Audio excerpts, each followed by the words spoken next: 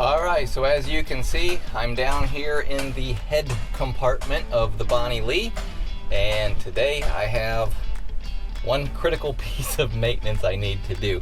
So I'm not sure what exactly happened, but I lost my sonar. So today we're going to be replacing this GSD22 box that controls the sonar. It's located in a compartment just down here, so I got to take this off. And while I'm in here, I'm going to use a little bit of Marine Tex, really good for fiberglass repair, but I'm going to use that to fill some of these screw holes in, because I know while I've been down here there's some screws that are stripped out. So while I'm pulling everything apart anyway, I'm going to go ahead and address that, let that cure, tap those out for new screws, and get the new GSD box put in, updated, and hopefully we're back in business. But this is the area we have to access. There is an access panel here that I can get to the GSD box, but the problem is I can only see, well, I don't even think taking this door out is going to help me at all. So now we got to work through this a little bit, see how this is actually secured.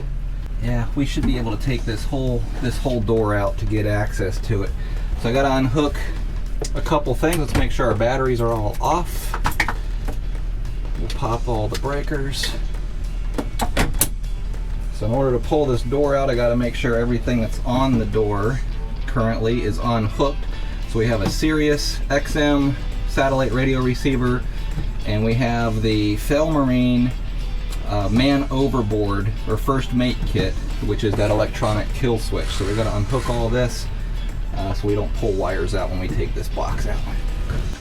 So that Marine unit's real easy while I'm down in here. I'm not sure if you can actually see it or not with the camera angle, but it's just screwed to the door.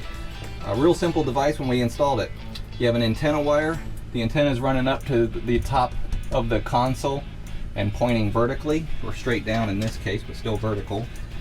We have our NEMA or NMEA 2K line, and then we have our engine harness, which is plug and play, and that's it. That was all where there was to installation, and then 4 screws to hold it all down.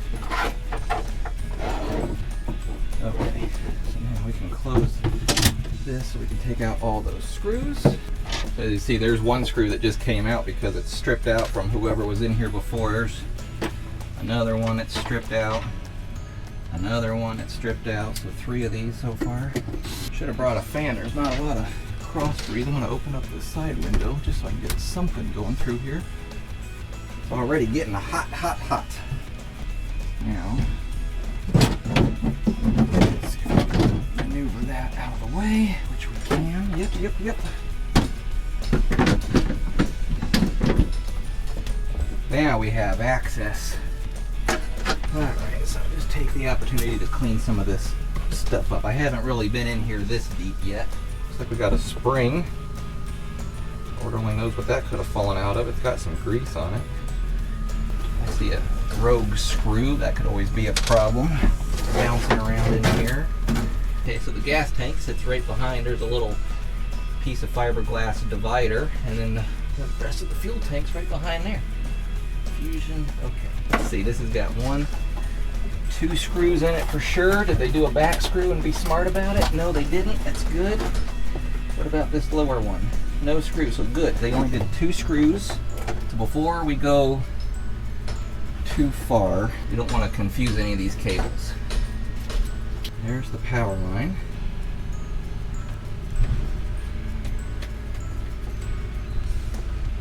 That's locked in. There's the transducer side.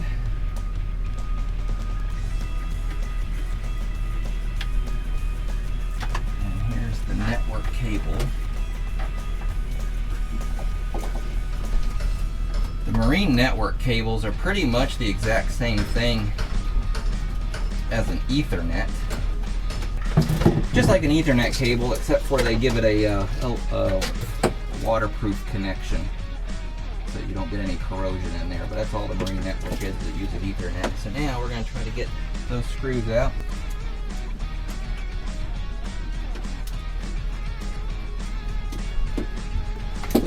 This one I'm working blind.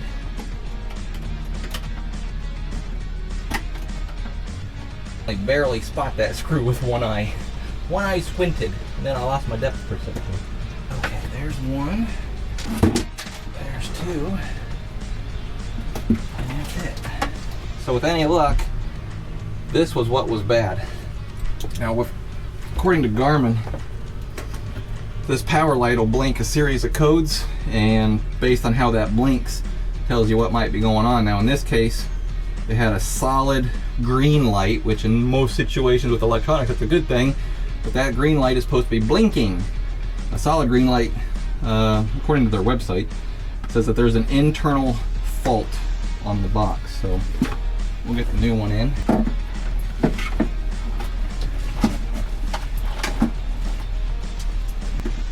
Wow, that just worked out just nice. I can't see what I'm doing, and it just happened to get it lined up first go.